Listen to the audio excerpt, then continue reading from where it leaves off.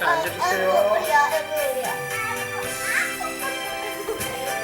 우리 이거 더 높일래? 자, 우리 기도하겠습니다. 오늘 좀 시간이 많이 좀 지나갔지만은 우리 기도하겠습니다. 우리 다 같이 기도할 때 오늘 이 오후 모임에 성령님이 역사하시고 또 우리 어린 심령들도 와 있는데 함께 말씀의 은혜 나눌 수 있게 해주시고 또 이 시간 이후의 모든 일들도 하나님의 뜻 가운데서 아름답게 되어지게 달라고 지키시는 하나님의 은혜가 함께 하시라고 기도해 주시고 우리 소림자매 지금 집에 데려다 주고 왔는데 오늘 많이 힘들었던 것 같아요. 날씨도 덥고 그래서 더 그런 것 같은데 하나님께서 건강하게 해달라고 우리 기도해 주십시다. 우리 옆에 우리 건너편 우리 건물 우리 원룸 사장님이 나이가 좀 드신데 우리 나이가 드신 분인데 할머니가 먼저 돌아가셨어요. 그래가지고 혼자 사시는데 많이 몸이 야위고 당뇨로 인해서 약해 계시더라고요. 그래서 제가 기도해 드리고 왔는데 그분을 위해서도 한번 기도해 주시기 바랍니다. 다같이 우리 통성으로 또 이 시간 은혜 받기 위해서 기도하도록 하겠습니다. 할렐루야. 하나님 우리 아버지 기도합니다. 우리에게 기도할 수 있는 아버지 힘을 주시고 이 오후에도 함께 모여서 주님을 바라보며 나갈 수 있도록 인도해 주신 하나님 아버지 감사 찬송으로 하나님께 영광을 돌립니다. 우리 한소림자매도 몸이 불편하고 이렇게 아버지는 더위로 인해서 아버지는 힘들어하고 있어서 또 이렇게 아버지 교회에서 아버지 하나님이여 이렇게 먼저 집에 갔습니다. 아버지는 주님께서 건강 주시고 한 주간 살아가는 가운데 몸의 기능도 아버지 회복되게 해주시옵시고 아프지 않도록 주님께서 붙들어주시며 열심히 아버지 하나님이여 살아가려고 하는데 하나님께서 도와주시고 건강 주시고 붙잡아 주시옵소서. 영혼 잃지 않게 해주시고 항상 기도하는 딸이 되게 하시고 어머니와 함께 항상 하나님을 찾는 귀한 딸 되게 해주시옵소서. 또 우리 옆에 아버지 하나님이여 건물 우리 원룸 사장님 이렇게 먼저 아버지 할머니를 먼저 세상을 떠나셨습니다. 그리고 혼자 사시는데 하나님께서 불쌍히 도와주시옵시고 당뇨로 인해서 몸이 붓고 이렇게 몸이 많이 살이 빠지고 야위에 계셨습니다. 하나님 불쌍히 도와주시옵시고 긍휼히 도와주시고 우리 할아버지 꼭 구원해 주시며 주님께서 예수님 이름으로 축복해 주시길 원합니다. 잃어버린 영혼 되지 않게 하시고 하나님의 사랑으로 품어주시옵시고 그 당뇨 증세도 고쳐주시옵시고 건강한 인생을 살아갈 수 있게 해주시고 이제 아버지 하나님이여 혼자 사시지만 주님께서 먹는 것, 입는 것, 마시는 것 다 공급해 주시고 아버지 잘 챙겨서 다 드실 수 있도록 하나님께서 도와주시기를 원합니다. 하나님 아버지 또한 이 시간도 우리가 은혜 받기를 원합니다. 주의 성령 함께 주셔서 아버지 하나님의 말씀으로 은혜 받기를 원합니다. 기도하기를 원합니다. 주님 이 시간도 주장해 주시고 흑암이 역사하지 못하게 하시고 예수 그리스도의 이름과 보혈의 능력을 덮어주셔서 주님 안에서 참으로 은혜 받는 시간 하나님께 영광 돌리는 이 시간 될 수 있도록 하나님 주관하여 주시옵소서. 하나님 아버지 우리가 기도할 때 들으시는 하나님 감사합니다. 병중에 있는 이들이 있습니다. 치료해 주시옵소서.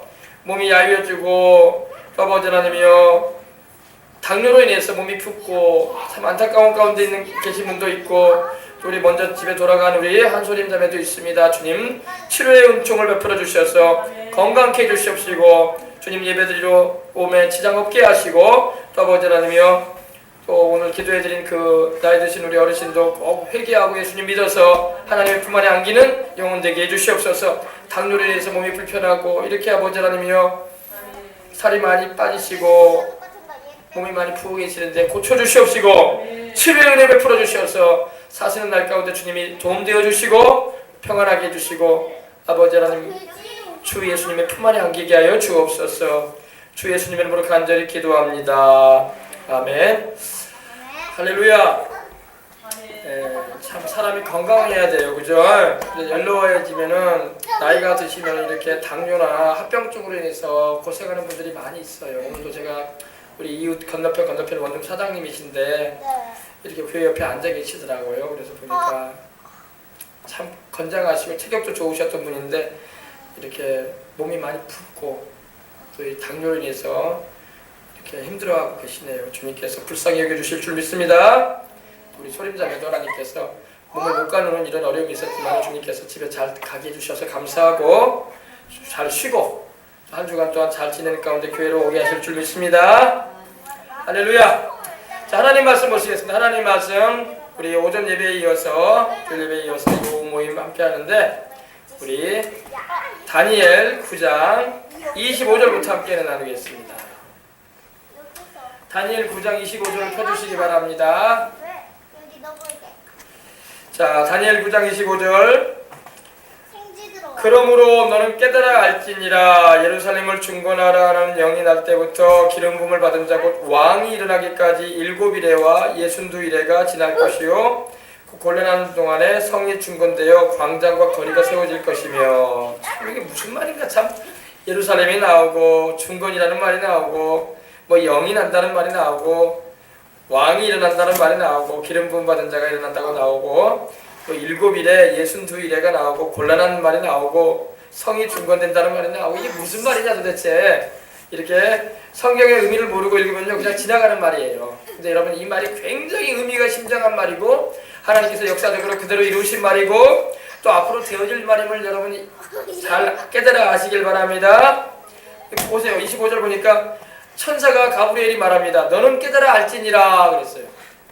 하나님의 말씀이 주어져도 하얀 건 종이고 검은 건 글씨다 이렇게만 생각하면 깨닫지 못하는 거예요. 그죠? 깨닫지 못하는. 그러면 참 누군가가 나에게 편지를 보내놨는데 하얀 건 종이고 검은 건 글씨야. 그냥 무슨 내용인지를 몰라. 뭘 말하는지를 몰라요. 그러면은 참 그 안타까운 일이 아닐 수가 없어요. 예전에 보면은 우리 나이 드신 어르신들 보면은 글씨를 모르셨어요. 그죠? 우리 할머니 세대들은요 글씨를 몰랐어. 자기 이름도 못 쓰셨어. 그냥 어릴 때부터 그냥 일만 하시고 시집 가셔가지고 애기 낳으시고 우리 부모님들 낳고 고생만 하시다가 글씨를 못 배우셨어. 그래가지고 나중에 자식들이 장성해가지고 군대를 가거나 아니면 해외로 가서 이제 일하러 가서 이제 편지 같은 걸 보내면은 못 읽으니까 초등학교 학생들한테 찾아가요. 그죠? 이거 읽어달라고. 이거 우리 아들이 보낸 편지라고 하는데 진짜 공부가 그래가지고 할머니들이 배우고 막 그래. 배워야 돼. 근데 옛날에는 학교를 안 보냈어요. 그죠? 어른들이. 그래가지고 글씨를 배우고 싶은 마음이 있어도 배우질 못해가지고 이 편지 같은 경우면은 전보나 이런 편지가 오잖아요. 그러면은 그걸 가지고 글하는 사람한테 찾아가가지고 이거 좀 읽어주세요. 이거 우리 아들이 보낸 편지인데 우리 딸이 보낸 편지인데 내가 글씨를 몰라서 그러니 읽어달라고 하는 그런 분들이 계셨었어요. 그죠? 옛날에는요. 이게 부끄러운 게 아니라 옛날에는 그걸 다 옛날에는 교육을 잘 안 시켰다는 거야. 어른들이요 다 그냥 일이나 열심히 하고 시집이나 잘 가면 되지 뭘 그렇게 뭐 배우려고 했었냐 그러면서 우리 여성분들을 교육을 잘 안 시키셨어. 어르신들이 우리 조상들이요. 참 서러운 일이죠. 그래가지고 참 어떤 집안도 보니까 딸이 여럿인 집안에서는 아들 하나만 교육시키려고 하기 때문에 딸들은 막 일 보내가지고 딸들이 돈 벌어가지고 오면 그거 가지고 아들 대학교육까지 시키고 막 그런 시대였었어요. 참 안타까운 세대였었어요. 그러니까 참 우리 여성분들이 눈물이 많았어. 눈물이 서러움이 많았고 왜 엄마 아버지는 왜 아들만 챙기고 난 안 챙기나. 나는 잔뜩 고생만 하고 뼈 빠지게 돈 벌어오면 그거 아들 고등학교 보내고 대학 보내고 재산이라고 있는 거를 다 팔아가지고 자식한테 다 쓰면서 그러면서 여성분들이 참 서름이 많았던 시대가 있었어요. 그죠? 근데 여러분 이게 무슨 말을 말하냐면요. 깨달아 알아야 된다는 거야. 하나님이 말씀을 주시면 깨달아 아시길 바랍니다. 아멘. 천사가 지금 그래요. 가브리엘 천사가 다니엘에게 와서 너는 깨달아 알아라. 하나님이 너에게 지혜와 총명을 주시니까 너는 깨달아 알아라 이 말이에요. 우리도 여러분 깨달아 알아야 할 줄 믿습니다. 제일 깨달아 아는 지혜가 뭐냐면 하나님의 성령이 오셔서 예수님이 바로 그리스도고 살아계신 하나님의 아들이라는 것을 알려주시는 것입니다. 그게 최고의 지혜예요. 세상의 학박사들은요 세상의 어떤 동식물에 대해서는 박사일지 모르지만은 여러분 하나님의 아들 세상을 만드신 분 또 우리를 구원하시는 그분을 몰라가지고 영생을 얻지 못하는 사람들이 되고 있어요.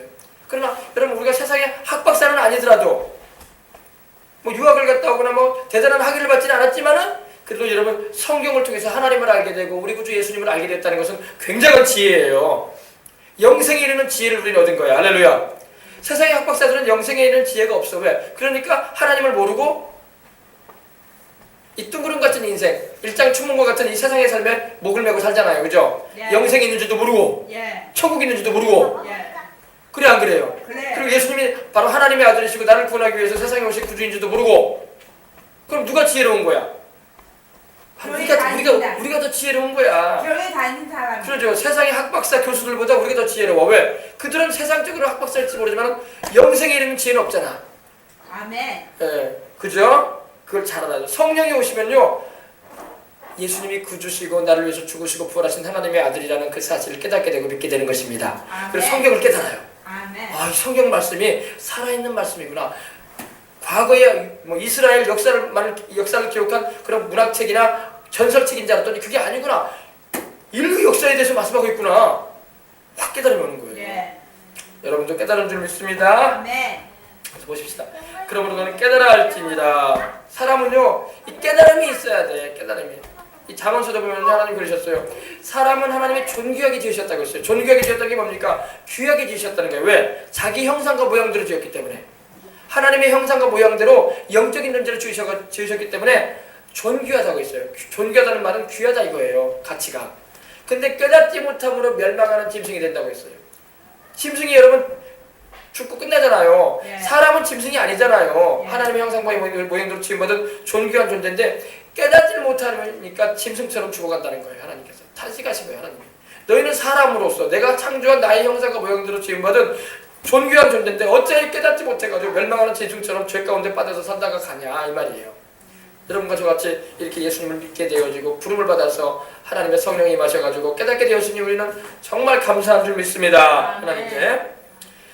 그러므로 너는 깨달아 알지니라. 이 깨달아 알지니라 이 한마디만 해도 얼마나 우리의 삶에도 중요한지 몰라요. 우리 어린 자녀들한테 뭘 가르칠 때 애들이 막 하나를 가르치면 막 다섯을 알고 열을 알아버리면 얼마나 좋아. 잘 깨달아 버리면. 그죠? 근데 열을 가르치면 다섯을 헷갈려요. 둘을 가르치면 막 하나를 뭐 몰라. 그러면 참 부모로서 안타까운 마음이 그지없는 거예요. 답답하고. 아이고 우리 아이가 왜 이렇게 가르쳐주면 모를까. 여러분 하나님께로부터 지혜와 총명을 받을 수 있도록 기도하시기 바랍니다. 그러면 하나님께서 가르칠 때에 여러분 하나를 가르치면 둘을 알게 되는 역사도 일어날 줄 믿습니다. 아멘. 하나님의 지혜가 임해야 돼요. 지혜가. 여러분 이 지혜가 왜 중요하냐면요. 지혜가 있어야지 말을 잘해. 머리에 지혜가 없는 사람은 말을 못해. 공부를 많이 하고 학식이 많아도요. 지식적으로는 많을지 모르지만 그 지식을 쓸 줄 몰라 사람들이. 그럼 지혜가 없는 사람인 거야. 배움이 많아가지고 정보는 많아 머리에. 들어간 건 많은 것 같아.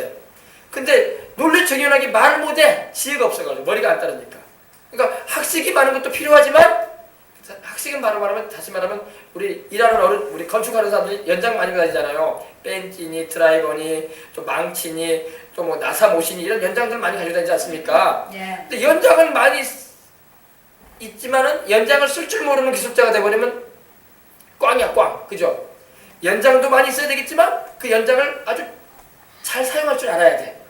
이 부분에는 이 연장을 사용하고 이 부분에는 십자가를 많이 쓰고 이 부분에는 벤치를 사용해서 뭐 이렇게 사용해야 된다. 이런 이 지혜가 있어야 된단 말이야. 근데 오늘날에 많은 사람이 지식은 많은데 지혜가 없어. 잠언에서 많이. 근데 지혜는 어디서 오냐면 지혜는 하나님이 주시는 거야. 잠언서에서 공부를 많이 해서 지혜가 오는 건 아니에요. 공부를 많이 해서 지혜가 오는 건 아니고 지혜는 하나님이 주셔야 돼.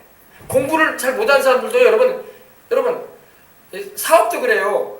옛날에 우리 정주영 씨나 뭐 그런 사람들 여러분 현대그룹을 이루었던 사람은 공부를 많이 한 사람은 아니었어. 그 당시 초등학교 교육밖에 못 받은 분이야. 그런데 지혜가 있었단 말이야. 지혜가 있으니까 지식을 가진 자보다 앞서가잖아. 처음에는요 지식만 많으면 될 줄 알아. 안 그래요. 지금은 지식이 너무나 많은 시대야. 지금은요 그 지식을 사용할 줄 아는 지혜가 있어야 돼. 지혜가 있어야지 문제를 해결해 나가지. 그죠? 그러니까 우리 아이들에게 하나님께 기도할 때마다 하나님 지혜를 주십시오. 또 주부들도 마찬가지예요. 가정에 살림 생활할 때, 경제 생활할 때 지혜가 있어야 돼. 야, 그래도 그게 문제인데. 그러지 않습니까? 우리가 선발의 음식 같은 걸 냉장고나 아니면 선발의 그릇 같은 걸 정리할 때도 지혜롭게 정리하는 사람이 있단 말이에요. 그죠? 늘려놓지 않고 지혜롭게 탁착착착착 이쁘게, 그죠? 그리고 살림도 아주 그냥 알뜰하게 짜임새 있게 잘하는 거 그것도 지혜인 거예요. 지혜. 너 지혜. 어떻게 말할 지혜가 없으면은 공부할 때도 그렇고 사업할 때도 그렇고 생활할 때도 영 어려워. 그래서 항상 지혜를 구해야 돼. 말을 할 때도 지혜를 구해야 돼. 하나님께. 하나님의 성령이 오셔가지고 내게 지혜를 주셔서 하나님 아버지 누구와 대화를 하든지 참으로 그때 적절한 필요한 말들을 하게 해주시옵소서. 더군다나 예수님 믿는 우리는요 항상 기도해서 무언가 인생의 문제를 가지고 찾아오는 사람한테 해줄 말이 있어야 돼. 근데 이게 어디서 오냐고 이게. 이거 어디서 오냐면요 성경 말씀과 하나님의 성령의 지혜로 오는 거예요. 그래서 예수님을 잘 믿고 성령으로 충만하면요 상담을 잘해. 상담. 세상의 지혜로 상담해 주는 게 아니라 하나님의 말씀이 임해가지고 상담을 해주는 거예요. 혀가 학자의 혀처럼 되고 마음이 깨닫는 마음이 되고. 할렐루야. 네. 그래야 된다고. 잠언 많이 읽으면 책도 많이 읽어, 성경도 많이 읽어야 돼. 잠언서는 그 자체가 지혜예요, 지혜. 근데 잠언만 많이 읽는다고 지혜가 되는 건 아니고 기도를 해야 돼. 하나님이 지혜를 안 줬는데 책만 많이 읽는다고 지혜가 임하나? 안 그래요. 책만 많이 읽는다고 지혜가 임하는 건 아니고 책도 읽어야죠. 성경도 당연히 읽어야 되고. 그러나 그 말씀이 내게 그대로 이루어지도록 기도를 해야 돼. 그럼 지혜가 임해. 솔로몬이 뭐 근데 낙금석에서 막 나오는 거는 꿈은 자꾸 신빙성 있게 받아들이지 말고 아무 꿈이라도 하나님이 주시는 꿈은 아니니까. 자꾸 기도하면서 뭐가 보였다고 자꾸 하나님이 줬다고 생각하면 안 돼. 마귀도 서쪽서쪽 줘요. 탁탁 줘요, 마귀도. 조심해야 돼요. 아무거나 답해주면 안 돼. 알겠습니까? 환상과 계시 같은 경우는요, 정말 죄를 깊이 회개하고 깨끗한 심령이 된 사람에게 하나님 주시는 거예요. 죄도 회개치도 않고 그냥 기도하는데 막 뭐가 보인다. 그 마귀가 주는 거예요. 마귀가 주는 거예요. 탁탁탁탁. 마귀도 가짜 꿈도 꾸게 해요. 마귀도 가짜 꿈 꿔요. 가짜 환상도 탁탁 보이게 해요. 사진처럼 싹싹 지나가게 만들어요. 그러니까 아무거나 다 하나님 줬다고 말하면 안 되고 분별을 하시길 바랍니다. 그것이 하나님의 성령의 지혜예요. 성령은 우리에게 영적 분별력을 주시는 분이야. 아무거나 다 짝퉁을 받아들이면 안 되잖아. 그러니까 우리가 막 밤에 꿈을 꿨다, 다 하나님 줬다. 아니, 하나님 준 거 아니야. 거의 태반이 하나님 준 거 아니야. 마귀가 속이려고 주는 것도 많아요. 아무거나 다 하나님 받다고 말하면 안 돼. 하나님 줬다고 하면 안 되고 기도하고 말씀으로 분별을 딱 해야 돼요. 알겠습니까? 그렇지 않으면 받아들이면 안 돼요. 그럼 속아요, 마귀한테. 점쟁이들이 다 속고 있는 거 아니야. 무당들도 그런 거 많이 봐요. 무당이나 점쟁이도 막 귀신이 막 그런 소리 듣고 막 이상한 것도 막 봐요. 그리고 말해주는 거예요. 근데 그건 하나님 주는 거 아니지. 정말로 죄를 회개하고 깊이 회개하고 마음을 깨끗이 하고 마음 심령을 깨끗이 하고 그런 상태에서 기도하면 하나님이 주시는 음성도 들을 수 있고 또 하나님이 보여주시는 환상도 볼 수가 있어요. 말씀도 들으세요. 그렇지. 말씀도 하나님의 말씀이 주어질 때도 있고 또 마귀가 속이려고 줄 수도 있어요. 그러니까 아무거나 다 하나님이 줬다고 말하면 안 돼요. 분별력이 없으면 안 돼. 특별히 천국과 지옥도 그래. 천국과 지옥도 마귀가 보여줄 때도 있어요. 마귀가. 점쟁이나 무당이 보는 천국과 지옥은 어디일 것 같아요? 귀신이 보여주는 거예요. 가짜 짝퉁을 보여주는 거예요. 속이려고. 불교에서 말하는 극락이나 무당이 말하는 천국과 지옥은 성경에서 말씀하는 게 아니에요. 또 다른 종교에서 말하는 천국과 지옥 성경적인 거 아니잖아요. 그거 다 거짓이에요. 마귀가 짝퉁을 갖다 주는 거예요. 속지 마시길 바랍니다. 예수 그리스도 중심에 서지 않으면 많이 속아요. 더군다나 우리 하나님이 보여주실 때도 있지만 하나님이 보여주지 않은 것도 많이 있다는 걸 알고 조심해야 돼요. 분별을 잘 해봐야 돼요. 이것이 진짜냐 가짜냐 진리를 분별할 수 있어야 돼. 그게 어떻게 분별할 수 있느냐? 말씀을 통해서 분별하는 거예요. 또 기도를 통해서 또 열매를 통해서 분별해 보는 거예요. 그러면 딱 하나님 보여줘요. 아니라는 걸 딱 알려줘요. 그럼 그렇게 받아들이면 큰일 나지. 그 귀신한테 속는 건데. 그죠? 물리쳐야죠. 그리고 아무거나 다 하나님이 줬다고 말하면 안 돼요. 네. 그리고 그것이 성경 말씀하고 비춰봐야 돼요. 여러분 거울에 비춰봐야 되는 것처럼 성경 말씀으로 싹 비춰봐야 돼요. 하나님은 말씀에서 어긋나게는 보여주지 않으시니까 말씀을 싹 비춰보면서 그 말씀에 어긋나면 절대 받아들이면 안 돼. 마귀도요 광명의 천사로 나타나요. 빛이 펴쩍펴쩍한 천사의 모습으로 나타나요. 마귀도. 왜? 까만 옷 입고 그렇게 막 흉악한 모습으로 나타나면 다 마귀인지 알지. 속이려고 했더니 천사 모습으로 나타나 마귀도. 그리고 속여요. 이거 좀 분별을 못하면 다 넘어가. 자기 천사 같대. 들어보면 마귀야. 얘기된 거구나. 조심해야 돼. 그래서요. 그러니까 아무거나 봤다고 다 하나님이 주셨다고 말하면 안 되고 성경 말씀으로 비춰보고 또 그것이 이루어지는 것을 보고 이루어지지 않는 그런 말들 막 엄청 많이 하는 사람들 많아. 그런 거 받아들이면 안 돼요. 하나님의 말씀은 때가 되면 반드시 이루어집니다. 하나님이 거짓말하는 분 아니죠. 하나님이 막 오늘은 이렇게 말했다가 내일은 저렇게 말했다 그런 분 아니에요. 하나님은 이 말했다 저 말했다는 분이 아니란 말이에요. 하나님은 정확하게 말씀하시고 그 말씀을 이루시는 분이에요. 아셨어요? 그러므로 영적인 분별력이 없으면 안 돼. 꿈이나 환상 같은 거 자꾸 보면서도 그것이 하나님이 준 건지 아닌지도 모르고 막 그러면서 그걸 자꾸 말하면 안 되는 거야. 하나님이 준 거 아니면 절대 받아들이면 안 돼요. 말할 필요도 없는 얘기고. 하나님이 주신 것은 분명하게 이루어집니다. 그리고 하나님이 주신 것은 선한 열매로 맺힙니다. 하나님이 주신 것은 그 결과를 통해서 하나님이 영광 받으시는 일이 된다는 것입니다. 아멘. 그걸 우리가 알고 신앙생활을 해야 돼요. 보십시다. 그러므로 너는 깨달아 알지니라 예루살렘을 중건하라는 영이 날 때부터 기름 부음을 받은 자 왕이 일어나기까지 이렇게 돼 있어요. 예루살렘을 중건하라는 영, 중건이라는 것은 다시 세운다는 거예요. 다시 세운다는 말이거든요. 예루살렘을 중건하라는 영은 바로 명령을 말해요. 명령. 예루살렘을 다시 중건하라 하는 그런 명령이 날 때부터 기름 부음 받은 자 곧 왕이 일어나기까지. 이분은 바로 기름 부음 받은 자 곧 왕은 바로 예수님을 말합니다. 다니엘이 지금 600년 전에 예수님이 오실 것을 예언하고 있는 거예요. 네, 천사가 지금 와가지고 그 얘기를 해주는 거예요. 왕이 일어나기까지 7일에와 7일에는 7에다가 7을 곱하니까 49년 그죠? 그리고 62일에 62 곱하기 7 400 그죠? 34년 그죠? 그러니까 총 483년이 지나갈 것이다. 근데 이 예언이 그대로 맞아떨어졌어요. 그대로 한치의 오차가 없어. 하나님 말씀. 하나님 말씀하신 게 이렇게 정확한데 이렇게 하나님의 예언적인 말씀을 좀 정확하게 맞아떨어져야 돼. 자꾸 예언적인 말씀이 주어졌는데 막 하루는 이랬다가 내일은 저랬다가 그러면 그건 하나님 주신 말씀 아니지. 속이는 거예요. 옛날에 어떤 목사님이 예전에 그런 일이 있었어요. 여러분 하나님이 주시는 말씀은요 절대 이러쿵저러쿵 하지 않습니다. 하나님이 막 사람도 아니신데 자꾸 실현하실 것 같습니까? 그렇지 않아요. 하나님의 말씀은 정확합니다. 하나님이 연수를 말할 때도 정확해요. 틀림이 없어. 사람은 이렇게 말했다 막 바꿔가고 뭐라고 하죠? 말 바꾸기를 하지만은 하나님은 절대 말 바꾸기 안 해요.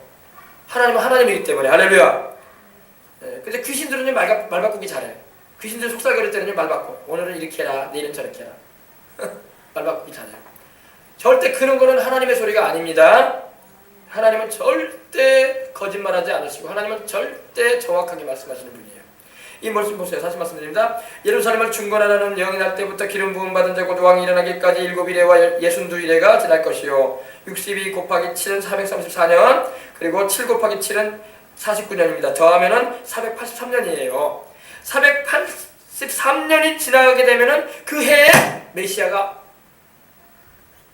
이제 일어났습니다. 이 말이에요. 근데 이 말이 그대로 이루어졌어요.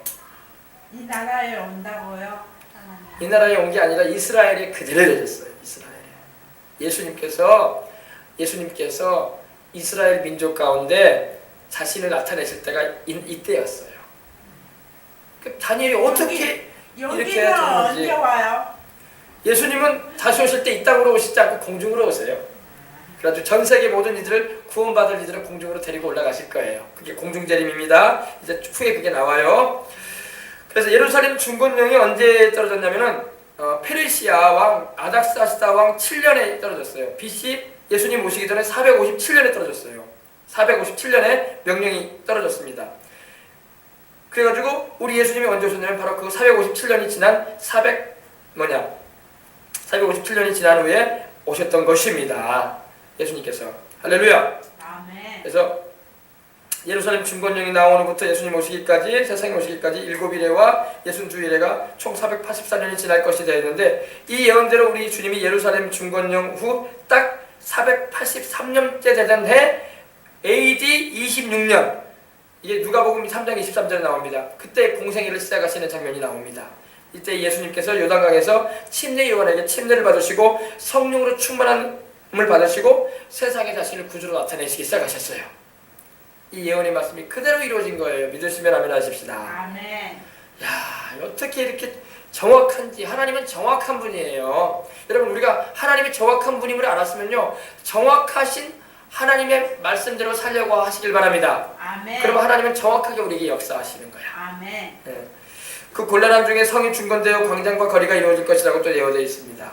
이 곤란한 동안이라는 것은 바로 다니엘 당시에 이스라엘 백성들이 예루살렘으로 이제 70년의 포로기를 마치고 귀환할 때에 성을 재건할 때에 방해하던 이들이 있을 거라는 말이에요. 그래서 곤란해질 것이다. 예루살렘 성을 중건하고 예루살렘 성전을 세울 때에 재건축할 때에 재건할 때에 방해하는 이들이 있을 거라는 겁니다. 근데 정말로 그런 일이 있었어요. 느헤미야서 4장 1절로 3절을 보면은 이 산발락이라는 사람이 일어나가지고 이스라엘 백성들이 귀환한 이스라엘 백성들이 성을 건축한다는 걸 듣고 크게 분노해가지고 이 유다 사람들을 비웃고 자기 형제들과 사마리아 군대 앞에서 막 비아냥거렸어요. 그리고 짓지 못하도록 건축하지 못하도록 방해하고 막 그랬습니다. 여러분, 우리가 하나님의 뜻을 행하려고 하면요, 마귀도 방해한다는 걸 잊지 마시길 바랍니다. 우리가 하나님의 뜻대로 살려고 하면요, 마귀가 환경과 사람을 통해서 막 우리를 괴롭혀. 하나님의 뜻대로 살지 못하도록. 그러나 여러분, 우리가 그때 우리는 기도하면서 참으면서 또 사랑으로 대하면서 나가야 할 줄 믿습니다. 아시겠어요? 아멘. 마귀가 하나님의 뜻을 우리로 행하기 못하게 합니다. 왜? 마귀는 하나님의 뜻대로 우리가 사는 걸 원하지 않아. 그래서 사람을 동원하고 환경을 동원해서 막 우리의 마음을 막 괴롭히고 상처를 입히고 또 고통스럽게 하고 심지어는 막 우리를 막 타락시키려고 그래요. 그러나 그걸 우리가 미리 알고 이러한 일이 있을지라도 우리는 기도로 이기고 사랑으로 이겨내고 용서함으로 이겨내고 또 물리쳐야죠. 참고 견dim으로 이겨내야 할 줄 믿습니다. 그게 물리치는 거예요. 그게 이겨내는 거예요. 물리친다는 것은 마귀는 물리치고 사람들을 대할 때는 선하게 대해야 되니까, 그죠? 예. 나를 핍박하고 못살게 군다고 해서 내가 그 사람을 악하게 대하면 안 되겠죠? 그거는 사랑이 아니잖아요. 하나님, 그 사람에 대해서 하나님께서 혼을 내시더라도 하나님이 혼내셔야지 내가 혼낼 수는 없잖아요. 그죠? 예. 우리는 원수 갚는 게 우리의 목적이 아니에요. 원수는 하나님이 갚겠다고 말씀하셨어요. 그러므로 우리는 우리를 해하려고 하고 악하게 대하는 사람이 있거든. 그 사람을 위해서 기도해주고 그 사람이 몰라서 그러니 용서해 주시라고 기도해야 할 줄 믿습니다. 그리고 하나님 불쌍히 여겨달라고 기도해야 돼요. 아멘. 그리고 그래도 그 사람이 계속 회개치 않고 그러면요, 하나님이 나중에 매를 들어 때릴 거예요. 그러나 우리는 매를 들어 때려달라고 기도는 못해. 왜? 그 사람도 불쌍하잖아요. 그죠? 그래 안 그래요? 그 사람도 몰라서 마귀한테 속아가지고 좀 이용당하고 있는데 예수님 꼭 믿고 구원받게 달라고 기도해 줘야지. 그죠? 예. 우리는 그렇게 살아야 돼요. 악을 악으로 갚으면 안 됩니다. 아멘. 그냥 사랑으로 용서해주고 계속 핍박을 받고 손해를 보고 어려움을 당해도 계속 그냥 용서해주면서 사랑으로 대해주고 그리고 축복해 주시기 바랍니다. 아멘. 로마서 11장이나 히브리서 보면은요, 10장에 보면 하나님 그러셨어요. 원수가 없는 것은 내게 있다. 내가 갚을 것이다. 너 원수 갚지 말아라. 내가 갚아줄 것이다 그러셨어요. 그러므로 우리가 원수 갚을 권한은 없어. 그냥 우리는 기도해 줄 뿐이야. 할렐루야. 아멘. 그 사람 가능하면 하나님께 심판받지 않았으면 좋겠잖아요. 아무리 여러분 그런 말이 있어요. 호랑이 있죠. 호랑이. 싸나운 호랑이도요, 잡아가지고 이 뭐냐 철 뭡니까? 철 감옥에다 집어넣으면 호랑이가 불쌍해 보인다는 그런 말이 있어요. 그 싸나운 호랑이, 사람을 막 물어뜯고 막 상처 입히는 그 호랑이도 잡아가지고 그 뭐냐 초창살에 있는 그 감옥에다 집어넣으면 호랑이가 힘이 쭉 빠져가지고 이러고 있다고요. 이러면서 그러면 우리 또 사람이 또 마음이 약해가지고 그거 보면 또 언제 때가 호랑이가 나를 위협했냐 하는 생각보다는 불쌍하다 이런 생각이 든다고요. 그죠? 짠하게 보인단 말이에요. 그게 맞아요. 짠하게 보인다고. 왜냐면 사람도 그래요. 나에게 악행을 하고 못된 짓을 하는 사람도요, 만약에 그 사람이 끝까지 회개치 않고 하나님의 진노 가운데 지옥에로 가봐. 그러면 내 마음이 편하겠어요? 아프지. 예. 아이고 저 사람도 가슴이 아파요. 아프지. 저 사람도 회개하고 나같이 예수님 믿었으면 좋았을 텐데 이런 마음. 그죠? 예. 똑같아요. 그러니까 지금 세상에 살 동안에 나를 괴롭히는 사람이 있고 힘들게 하는 사람이 있으면 미워하지 말고 저 사람 몰라서 그렇지. 하나님 저 사람 기도해줘요. 그럼 저 사람도 하나님 불쌍히 여겨주시고 예수님 꼭 믿게 해주시고 내가 하나님께 은혜를 입은 것처럼 저 사람도 하나님의 은혜 입게 해주시옵소서. 기도하시기 바랍니다. 아멘. 그래도 그 사람이 회개치 않으면요, 하나님이 매들어 때릴 거야. 그러면 우리는 더 마음이 아프지. 아이고 회개 좀 하고 주님께로 돌아오지 왜 그렇게 고집 피우고 죄 가운데 사는가 이러면서 그때서라도 또 기도를 더 해주게 되는 거예요. 절대 우리는 사람을 악을 악으로 대해서는 안 됩니다. 아멘. 알았죠? 네, 원수는 우리가 갚을 이유가 없어요. 하나님이 알아서 갚으세요. 우리가 안 갚아도 하나님이 자기 백성 건드는데, 자기 자식된 백성을, 여러분 자기 자식된 백성을 건드는데 하나님 가만히 있겠어? 하나님이 뭐 힘이 없어요? 능력이 없어요? 하나님이 워낙 사랑이 많으셔가지고 오래 참으실 뿐이지. 하나님이 한번 치시면은 끝나요. 사람 목숨은 날아가요. 그냥 날아가요. 정말 무섭습니다. 예수님 안 믿는 사람들, 예수님 믿는 사람을 막 얕잡아보고 별것도 아닌 것들이라고 생각하지만 여러분 별것도 아닌 것들이 아니에요. 우리는 하나님의 자녀들이에요. 하나님은 우리 아버지예요. 할렐루야. 아멘. 우리를 해하고 고통 주는 건요, 하나님의 마음을 아프게 하는 거예요. 그럼 하나님께서 가만히 있으시겠어요? 오래 참으시지 하나님이. 그 사람도 하나님이 회개하고 돌아와 자기 백성 되길 원하시니까. 그죠? 예. 그러나 끝까지 회개치 않고 그런 일을 계속하다가는 하나님의 진노 가운데 떨어지고 말아요. 바울도 그런 말을 했어요. 하나님의 손에 빠져들어가는 것은 무서운 일이라고 했어요. 하나님의 손에 여러분 빠져들어간다는 게 뭡니까? 하나님의 진노에 처해진다는 것이 무섭다는 거예요. 요한계시록에 여러분 하나님이 천사를 보내고 재앙 내리는 거 봐요. 무섭잖아요. 하나님이 막 사람을 막 거두실 때는 풀개자식 가둬버려요. 확 나서 치듯이. 이렇게 무섭단 말이에요. 하나님이. 사람들이 하나님이 무서운 줄 몰라. 그러니까 우리는 하나님 무서운지 알고 있고 하나님이 얼마나 또 우리를 사랑하시는지도 알고 있어. 그렇기 때문에 하나님의 진노 가운데 사람들이 떨어지지 않도록 우리는 기도하는 것입니다. 아멘. 우리가 여러분 기도 안 하면요, 요새 일어나는 이런 재앙 같은 거 얼마나 많이 일어날지 몰라요. 우리 그래서 나라를 위해서 기도하고 또 세워진 자들을 위해서 기도하고 이런 재앙, 태풍, 이번에도 보니까 여러분 일본으로 태풍 가가지고 얼마나 큰 피해가 있었고 이번에 또 중국으로 또 태풍 갔다면서요. 태풍 같은 거 한번 불어봐 봐요. 난리 나잖아요. 그리고 여러분 비행기 격추 사건 같은 거 봐요. 그냥 폭발되면서 그냥 그 자리에서 사라져 버리는 거야 사람이. 시신도 못 찾잖아요. 배에서 빠지면 시신이라도 건져내지. 공중에서 쳐쳐지면요 그냥 날아가 버리는 거예요. 공중불에 돼버리는 거야 사람이요. 뼈도 하나 못 줄이잖아요. 이 무시무시하는 거예요. 여러분 사람의 생명이라는 게 참 귀해요. 그러므로 우리가 기도하고 기도해야 할 줄 믿습니다. 아멘. 네. 자 보십시다. 그 곤란한 중에 성이 중건되어 광장과 거리가 세워진다는 것은 바로 예루살렘 성전이 건축되어지고 성벽이 세워질 것을 말하는 거예요. 제가 댓글 말합니다. 26절입니다. 62일에 후에 기름 부음 받은 자가 끊어져 없어질 것이며 장차 한 왕의 백성이 와서 그 성읍과 성소를 무너뜨리려니와 그의 마지막은 홍수의 휘슬림 같을 것이며 또 끝까지 전쟁이 있으려니 황폐할 것이 작정되느니라. 참 이것도 무슨 말인가 또 여러분 하얀 건 종이요 까만 건 글씨야. 62일에는요 62를 말해요. 그죠? 62는 60이잖아요. 1에는 7을 말해요. 그러니까 62 곱하기 7이야. 그럼 얼마예요? 434년이죠? 이 62일에가 지나면은 뭡니까? 62일에가 지나면은 방금 내가 어떻게 했죠? 기름 부음 받은 자가 끊어져 없어진다고 했어요. 여러분 기름 부음 받은 자는 누구라고 했어요? 예수님이라고 했죠? 여기서 끊어진다는 것은 살해당한다는 거예요. 살해당한다는 거예요. 그 의미가. 끊어져 없어진다는 것은요. 주님이 십자가에서 우리 죄인들을 대신하여 못 박혀 죽으시는 걸 말하는 거예요. 근데 정확하게 맞아떨어졌어요. 이 말씀이. 62일에는 434년인데 이때가 바로 주 26년 4월이었어요. 4월. 바로 우리로 말하면 6월절 예수님이 십자가 못 박히시던 그 해를 말합니다. 이 말씀이 그대로 이루어졌어.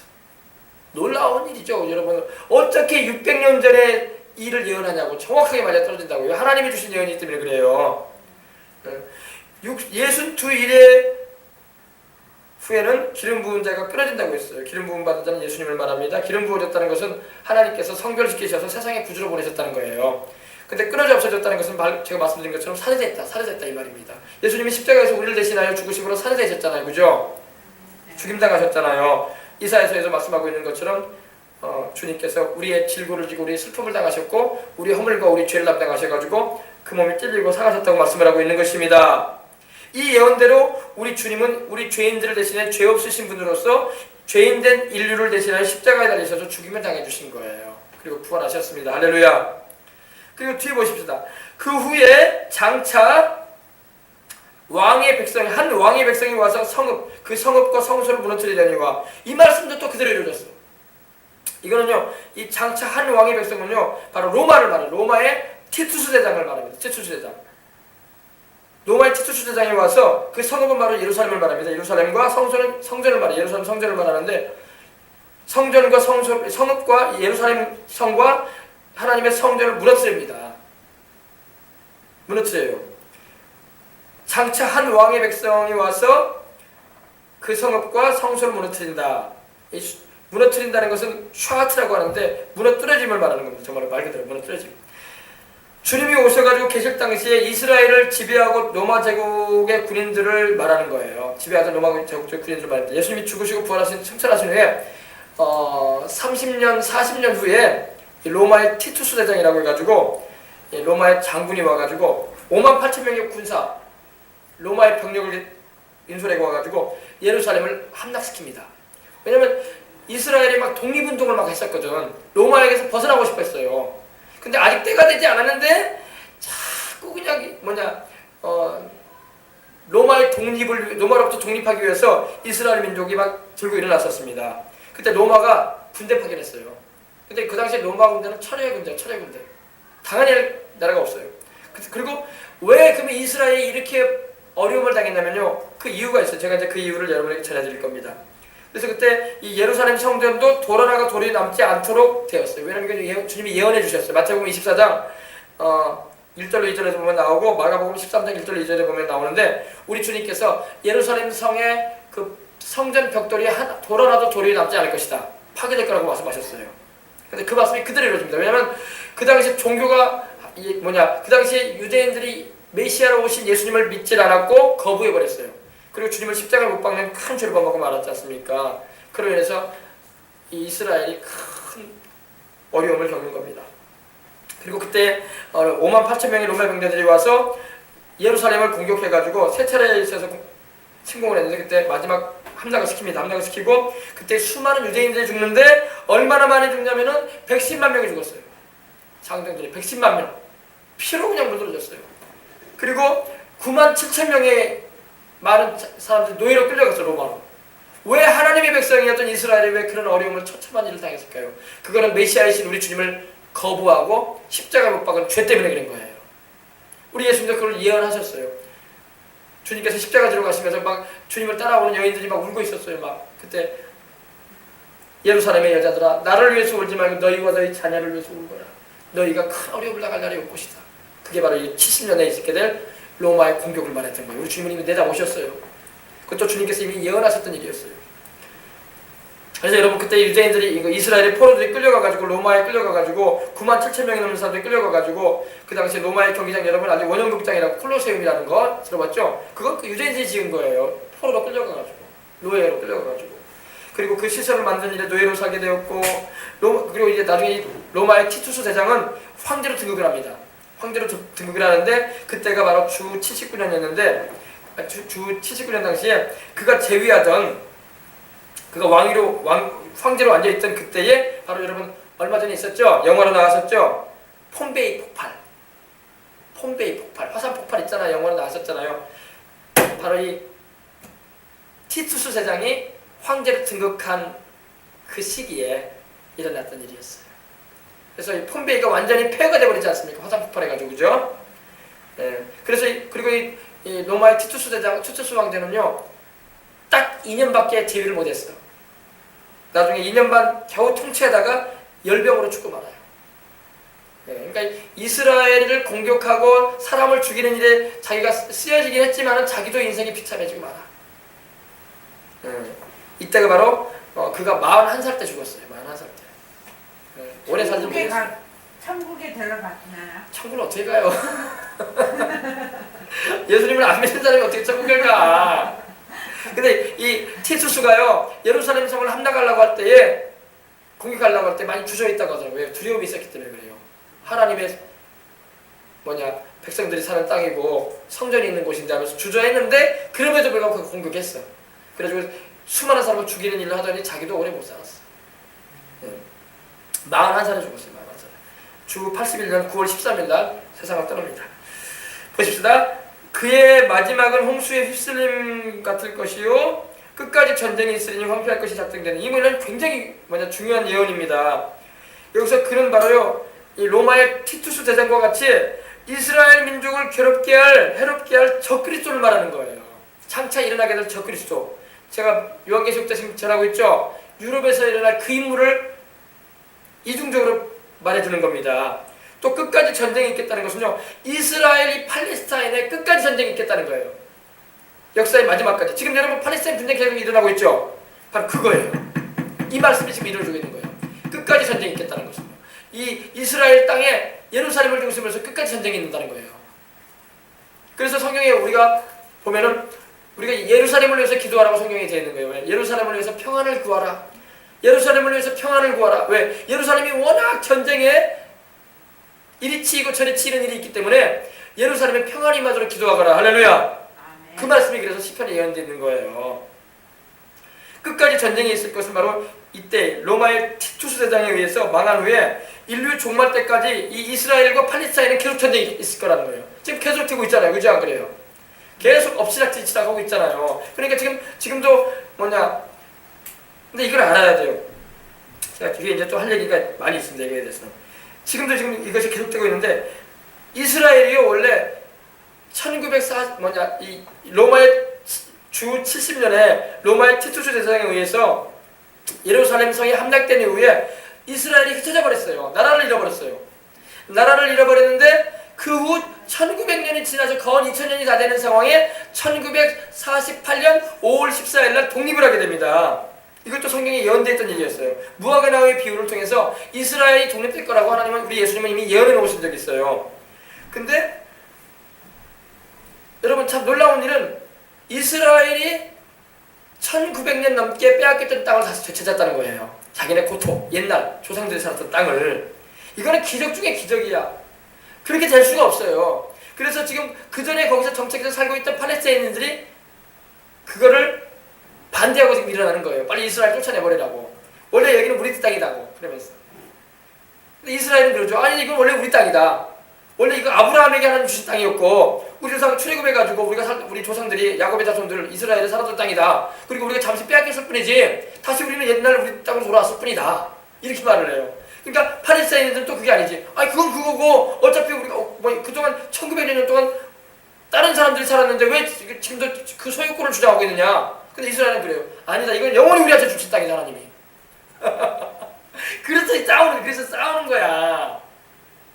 참 재밌죠? 얘기 들어보면. 그러니까 성경을 알아야지 그 싸움의 이유를 알아. 그냥 이스라엘 나쁜 놈들이다. 요즘에 막 자기들은 아이언돔이라고 해가지고 맞아 방어 미사일치게 해놓고 팔레스타인도 불쌍하지 않냐. 막 그러면서 막 그런 말을 하는데 이 성경을 알아야 돼. 성경을 알면은요 그들이 왜 싸우는지를 알아. 그 이유를. 사람 죽고 안 죽고 그게 문제가 아니라 그 땅에 대한 그 이유가 있단 말이야. 이스라엘은 지금도 그래요. 이거는 아브라함에게 하나님이 약속하신 땅이었고 우리 조상 이스라엘 12지파에게 하나님이 주신 땅이다. 가나안 땅이다. 여기가 우리 땅이다. 여기가 우리 조상들이 살았던 땅이고 하나님 분명히 말씀하기를 이 땅을 영원히 우리한테 주신다고 했다. 그러니 우리는 당연히 이 땅을 다시 가져야 된다고 주는 거예요. 근데 팔레스타인들은 아니 1900년 동안 자기들이 쫓겨나가지고 나라도 없이 방황해놓고 무슨 이제 들어와가지고 자기 땅이냐고 소유권 주고 이미 이거 우리가 조상대대로 살아왔는데 우리를 왜 쫓아내려고 하냐고. 지금 그런 싸움이야. 그런 싸움이야. 그러니까 참 이게 그런 거예요. 그래서 이 전쟁이 오늘 말씀에 예언이 돼 있잖아. 끝까지 전쟁 거기서 있겠다고 좀 예언하셨어요. 가브리엘 천사를 보내가지고.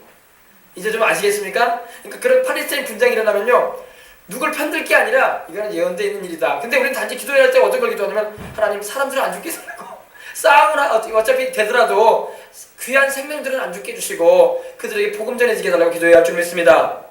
그래서 어쨌든 간에 이렇게 둘이 팔레스타인 분쟁이 자꾸 있는데 예루살렘에 평안을 주시라고 좀 전쟁이 일어나지 분쟁 지역이 되지 않게 해달라고 기도를 할 필요가 있는 거예요. 아시겠어요? 네.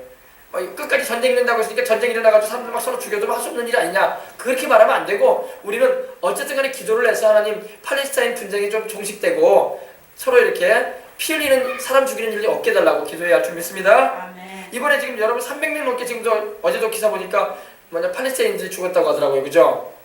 이게 뭐냐면 보세요. 근데 물론 이걸 역사적으로 보면은 그거예요. 아브라함에게 약속하셨던 그 땅이 바로 그 자손들인 이스라엘은 우리 땅이라고 계속 주장하는 것이고 그 주 70년 디도대장의 그 침공 이후로 빼앗겼던 차지했던 그 사람들은 자기들이 제대로 살았으니까 우리 땅이라고 말하고 있는 거고. 근데 여기서 보면 우리가 이걸 알아야 돼요. 우리가 그렇게 기도를 해야 됩니다. 그래서 이게 끝까지 전쟁이 된다고 이렇게 예언돼 있지만 우리는 하나님 아버지 이렇게 전쟁의 상황이라고 할 때 우리나라도 지금 북한과 지금 전쟁이 끝난 상태가 아니잖아요. 휴전이라고 하죠. 휴전. 그러니까 그들도 휴전하고 살게 해달라고. 전쟁은 있을 거겠지만은 사람 죽는 일은 안 생기게 해주시고 영혼들이 예수님을 믿고 구원받게 해달라고 기도해야 할 줄 믿습니다. 아멘. 그걸 위해서 우리는 기도해야 돼요. 전쟁 나게 해달라고 기도하면 안 되고. 주여. 참 이게 세상이 시끄러워 그래서 시끄러운 거예요. 근데 놀라운 거예요. 하나님이 이렇게 정확하게 말씀하시는 거예요. 천사를 보내가지고. 황폐할 것이 작정되었느니라. 황폐한다는 것은요. 그 예루살렘이 황폐해진다는 거야. 왜? 전쟁이 있으니까. 전쟁이 있으면 황폐해져요? 안 황폐해져요? 황폐하지. 막 서로 미사일이 왔다 갔다 하고 막 폭탄이 왔다 갔다 하는데 어떻게 무서워요. 무섭죠. 황폐해지는 거죠. 그걸 말하는 거예요. 그리고 마지막 때 적그리스도에 의해서 또 예루살렘을 황폐하게 돼요. 그것도 지금 예언되어 있는 거예요. 야, 여러분 이게 한 구절 한 구절의 예언이라는 건 놀라운 일이에요. 자 보십시다. 그리고 여러분 놀라운 사실 여기 하나 더 있어요. 26절과 여러분이 함께 이제 우리가 보게 된 27절 사이에는요. 2000년간의 기간이 들어가요. 이걸 알아야 돼요. 여러분 26절 있죠? 예순 두 일에 의유해가지고 황폐할 것이 작정되었느니라 하면서 27절에 그가 장차가 나오죠. 이 26절과 27절 사이에는요 2000년간의 공백기간이 들어가요. 왜 들어가냐면요 이 다니엘은 예수 그리스도가 오실 것에 대해서 몰랐어요. 선지자였지만 이게 지금 예언을 받잖아요. 지금 기름 부음 받은 자가 일어날 것이라는 거 지금 듣잖아요. 그래서 다니엘은 메시아가 출현하는 거 시기에 대해서도 몰랐었고 또 예수님께서 교회를 세우셨잖아요. 그죠? 베드로의 신앙 고백을 들으시고 주는 그리스도의 살아계신 하나님의 아들이라는 신앙 고백을 들으시고 주님께서 교회를 세우셨어요. 근데 이 교회 시대는 감추어져 있어요. 왜? 유대인들은 교회를 지금도 인정하지 않아. 유대인들 이스라엘 사람들은 지금도 예수님이 메시아가 아니래. 그리고 새로운 메시아를 기다리고 있어. 근데 그들이 기다리는 메시아는 적그리스도예요. 네. 새로운 메시아를 기다리고 있단 말입니다. 그들이 기대했던 메시아는 다윗 왕처럼 정치적인 힘을 가지고 있고 또 군사적인 능력을 가지고 있어가지고 주변국들을 다 평정시키고 강국으로 일으켜줄 그런 메시아를 기대했어요. 모세 같은 지도자. 근데 예수님은 우리 하나님의 아들 예수님은 그런 모습으로 오신 게 아니라 우리 인류를 구원하기 위해서 우리 죄값을 담당하시고 십자가에 죽으시기 위해서 오셨어요. 그러니까 자기들이 기대했던 메시아 상관은 영 딴판이야. 그러니까 예수님이 하나님의 아들이라고 아니라고 하는 거예요. 그리고 어떻게 메시아가 와서 우리를 로마에서 독립시켜줘야지. 독립은커녕 독립에 관한 말은 한마디도 안 하고 뭐 전쟁을 일으키는 것도 없고 그저 그냥 사람들 먹이고 병든 자 고쳐주고 귀신들 차리는 일이나 하고 있고 그리고 자기가 또 하나님의 아들이라고 하면서 십자가에 달려 죽었으니까 그러니까 자기들이 기대했던 메시아가 아니거든. 그러니까 지금도 이스라엘 백성들은 예수님을 메시아로 보지 않아요. 안타까운 일이죠. 그래서 2000년간의 공백기간이 여기 들어가 있는 거예요. 그래서 이제 복음이 이방인에게 전파되게 하시고 바울을 통해서 하나님께서 그 신비에 대해서 말씀하신 것이 에베소서에서 나오는 거예요. 교회의 신비에 대해서. 교회의 시대는 감춰놓으셨어. 하나님께서 다니엘에게 계시하지 않으셨어. 아시겠습니까? 이건 좀 여러분이 좀 지나면 이제 몇 번 들으면 알게 돼요. 그래서 26절과 27절 사이에는 2000년간의 요한계시록 2장과 3장에 나오는 7교회 시대가 들어가 있는데 다니엘서는 선민 이스라엘 민족을 향해서 하나님의 예언의 말씀이기 때문에 이방인들에게 복음이 전파되고 그동안에 있게 될 이방 세계사에 대한 기사는 하나님 감춰놓으셨어요. 그러므로 69일회가 지나갔고 마지막 70일회 사이에는 바로 이방인들, 이스라엘 백성들이 아니라 이방인들에게 복음이 전파되는 구원받는 교회사 2000년간의 기간이 들어가 있는 겁니다. 어려운 말씀이긴 하지만 여러분 잘 들으시기 바랍니다. 여러분 이거 들어줘야 돼. 그래야지 이해가 되는 거예요. 자 보자. 보십시다. 27절입니다. 이제 얼마 안 남았어요. 그가 장차 많은 사람들과 더불어 한 일해 동안의 언약을 굳게 했고 그가 그 일의 질반의 제사와 여부를 금지할 것이며 또 포악하여 가증하는 것이 날개를 의지하여 설 것이며 또 이미 정한 종말까지 진노가 황폐하는 자에게까지 쏟아지리라 하였느니라. 또 이 말씀도 어려워. 이게 무슨 말씀인가? 여기서 말하는 그는 바로 적그리스도를 말해요. 앞으로 일어나게 될 옛 로마의 부활한 로마의 지도자. 그가 장차, 여기 장차라고 나온 거 보니까 이 로마의 티투스 대장이 아니야. 그 넘어서서 장차를 말하는 겁니다. 교회 시대 2000년이 흘러간 후에 일어나게 될 한 지도자가 있을 거라는 겁니다. 근데 그 사람이 적그리스도인데 장차 많은 사람들과 더불어 한 일해 동안의 언약을 굳게 세우겠다는 거 말합니다. 이 장차에 말이 들어가 있는 것은 이 일은 앞으로 대를 일이라는 것입니다. 그리고 적그리스도가 한 일해, 여기서 한 일해가 남아요. 지금까지 69일해가 지나갔죠. 69일해가 지나가서 이제 마지막 한 일해가 남아서 한 일해는 바로 7년이에요. 7년. 이게 바로 7년 대환란인 거예요. 요한계시록에서 나오는 7년 대환란 여기서 나오는 거예요. 다니엘도 이걸 예언하고 있는 거예요. 지금요. 적그리스도가 한 일해, 즉 7년 동안 언약을 굳게 맺을 많은 사람들은 바로 이스라엘 민족이에요. 이스라엘 민족과 7년간의 언약을 맺을 거라는 겁니다. 적그리스도는 이 부활한 로마, 즉 유럽 공동체를 말합니다. 로마로 일컬어진 유럽 공동체 제국의 최고 통수권자로 서게 될 것입니다. 그는 전 세계 금융의 최대 자금력을 가진 이스라엘 민족과 상호 보호 제약을 맺을 거예요. 여러분 전 세계 지하 경제를 누가 움직입니까? 이스라엘 유대인들이 움직여요. 유대인들이 지하 경제를 다 움직여요. 미국도 그 자본의 배경에는 유대인들이 움직여요. 유대인들이 굉장히 돈이 많습니다. 그래 우리가 알아둬야 돼요. 세계에서 제일 돈을 자금력을 가진 민족이 이스라엘이에요. 이스라엘. 작은 우리나라에 강함도 많은 땅덩어리 가지고 있는 나라인데도 지금 미국의 모든 정치계 경제계에서 뒤에서 움직이는 사람은요 주름 잡고 있는 사람들은 유대인들이에요.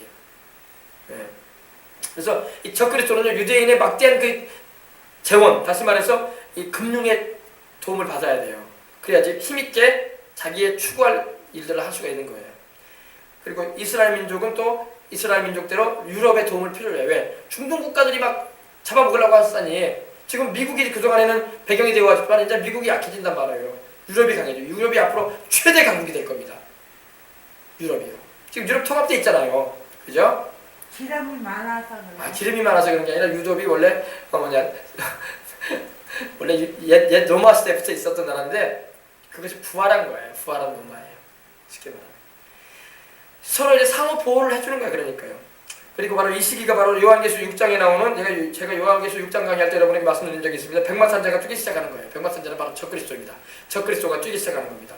계시록 6장의 백마산자는 평화의 사자로 이 세상에 살기 좋고 번영으로 이길 것처럼 속이는 적그리스도를 말합니다. 바로 이 적그리스도가 출현하는 것을 중심으로 해서 전후 기간에 휴거가 일어날 거예요. 우리 주님께서 오실 겁니다.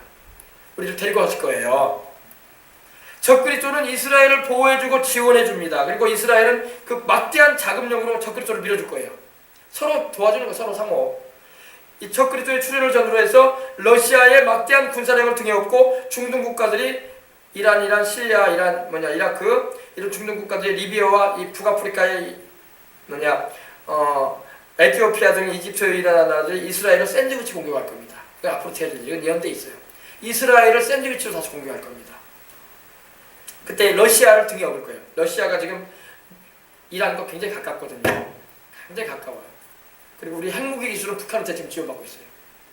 그러니까 안 좋은 것만 우리 북한이 또 한다니까. 그러니까 이란하고 북한은 또 줄을 잡고 있고 우리 한국은 이스라엘하고 줄을 잡는 거예요. 흐름이. 우리 한국과 이스라엘은 하나님의 배경이 되어 계시고 이란과 러시아는 어둠이 배경이 되어 있는 거야. 쉽게 말하면요. 판도가. 네. 그래서 이 전쟁에서 이스라엘이 대승을 거두게 됩니다. 여러분 이스라엘이요. 제가 2009년도 신문을 제가 지금도 가지고 있는데 그 자료를 가지고 있는데 이스라엘이요. 핵무기가 200기 이상이 있어요. 핵무기가. 자기들은 없대.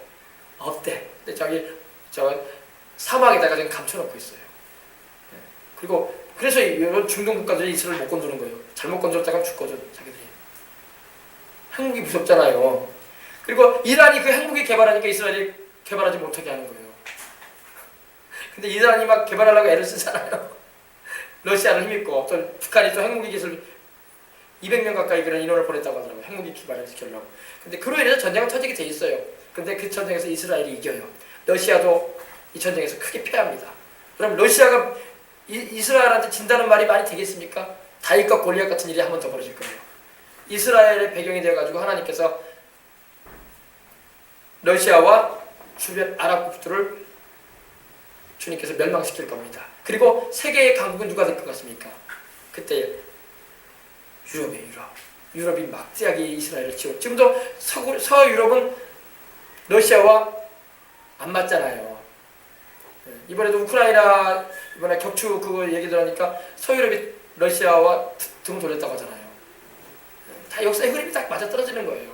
러시아는 계속 이란과 손을 잡으려고 그래. 왜? 기름 때문에. 석유 자원 받아들여야 되니까. 러시아가 가난하잖아요. 뭐 군사력만 강하지. 그러니까 자꾸 기름 지원을 받아야 되거든. 근데 이스라엘은 또 이 유자원이 많다고 하더라고요. 이 기름 자원이 엄청나다고 하더라고요. 그래서 또 이 러시아는 이스라엘을 또 먹으려고 그래요. 근데 겸사 그러면서 이란이 러시아를 등에 업고 이스라엘을 공격하는데 그때 이스라엘이 러시아와 아랍군들을 멸망시켜버립니다. 하나님이 이스라엘과 함께 하시기 때문에. 그래서 에스겔서 38장 39장 보면은 그 전쟁에서 하나님께서 자기의 영광을 나타내겠다고 했어요. 전쟁의 승리가 누구한테 있는가를 하나님 나타내겠다는 거예요. 이스라엘이 이겨요. 그리고 그 이김을 통해서 이 유럽과 이스라엘은 아주 가까운 관계가 되고 지금 미국과 그동안 이스라엘이 가까웠잖아요. 미국이 항상 이스라엘이 배경이 되어줬잖아요. 이제 유럽이 배경이 될 거예요. 세계 흐름이. 그리고 러시아도 망하고 주변의 아랍국들도 망하고 예루살렘에 성전은 세워지는 거야. 모스크는 헐어버리고 지금 세워져 있는 모스크는요. 황금동 사원이라고 해서 이슬람 사원을 헐어버리고 거기에 하나님의 성전이 세워지게 되고 거기에 적그리스도가 자기 상징하는 우상을 갖다 놓는다는 거예요. 그리고 이제 짐승의 표를 받게 하는 거예요. 그 역사의 흐름이에요. 알겠습니까? 여러분 이 설교는요 한 번 들어서 잘 이해가 안 되니까 집에 가서 한번 제가 녹화해놓은 들어보시기 바랍니다. 아멘. 예.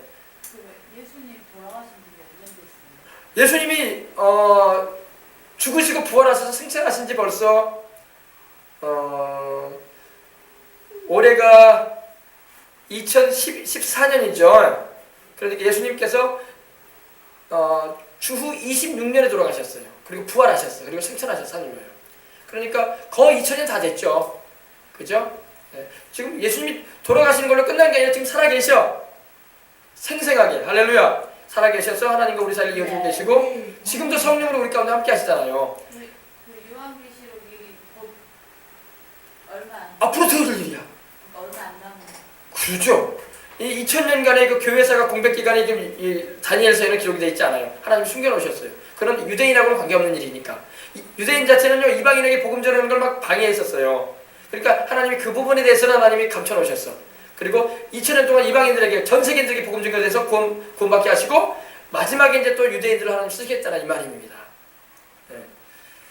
자 오늘 말씀 좀 길긴 하지만 굉장히 중요한 말씀이기 때문에 전합니다. 그래서 보세요. 1회의 절반이 되면은 1회의 절반이면 7년의 절반이라고 했죠. 그러니까 7년의 절반이 뭐예요? 3년 반이죠. 전 3년 반이 지나고 후 3년 반이 들어가게 되면은 적그리스도가 하나님의 성전에 세워졌을 때에 거기에 하나님께 이스라엘 백성들이 제사하는 거 하나님 그들은 예수님을 믿지 않고 있기 때문에 여전히 구약의 하나님만 섬기고 있다고요. 그러니까 그 하나님께 제사를 드린단 말입니다. 예물을 드리게 하고. 근데 적그리스도가 금지시킵니다. 그리고 포악하여 가증한 것을 날개를 의지하여 설 것을 하고 있어요. 이건 바로 우상이에요. 우상을 세워놓고 유대인들로 하여금 거기다 절하게 만들고 전 세계인들로 하여금 표를 받게 만들려고 한다는 겁니다. 근데 이거는요 과거에 그런 일이 한 번도 있었어요. 예수님 오시기 전에 시리아의 안티오쿠스 에피파네스라는 왕이 있었는데 유대민족에게 그런 일을 했었어요. 이 사람이 주님이 오시기 전에 이스라엘을 괴롭히던 자였는데 하나님의 대제사장 외에는 들어갈 수 없는 지성소에 막 들어가 버리고 또 하나님이 부정한 임신이라고 말씀하셨더니 돼지를 잡아가지고 돼지 피를 막 뿌리면서 아주 그냥 하나님의 성소를 막 더럽혔던 사람입니다. 악한 일을 자행했던 사람이죠.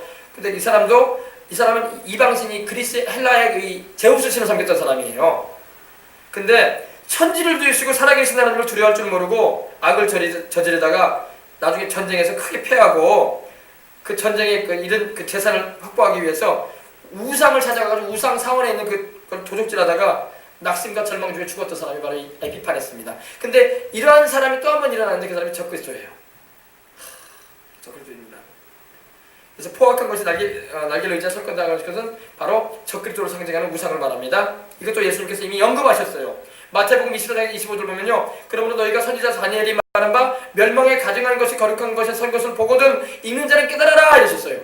그리고 그때 유대에 있는 자들은 산으로 도망갈지어다 지붕에 있는 자는 집 안에 있는 물건을 가지러 내려가지 말며 밭에 있는 자는 겉옷을 가지러 뒤로 돌이키지 말지어다. 그날에는 아이벤 자들과 젖먹이는 자들에게 화가 있으리로다. 너희가 도망가는 일이 겨울이나 안식일이 되지 않도록 기도하라. 이는 그때 큰 환란이 있을 것이다. 이건 유대인들에게 하나님 말씀이에요. 우리 주님께서 이미 2000년 후에 있을 일을 미리 예언하시는 거예요. 마태복음 24장에 너희 이스라엘인들에게 이런 환란이 또 한 번 있을 것이다. 그러니 그러한 일이 있을 때에 겨울이나 안식일이 되지 않도록 기도하거라. 왜? 기도하면 하나님이 그런 일이 그때 일어나지 않게 해주셔. 배려해 주셔 하나님이.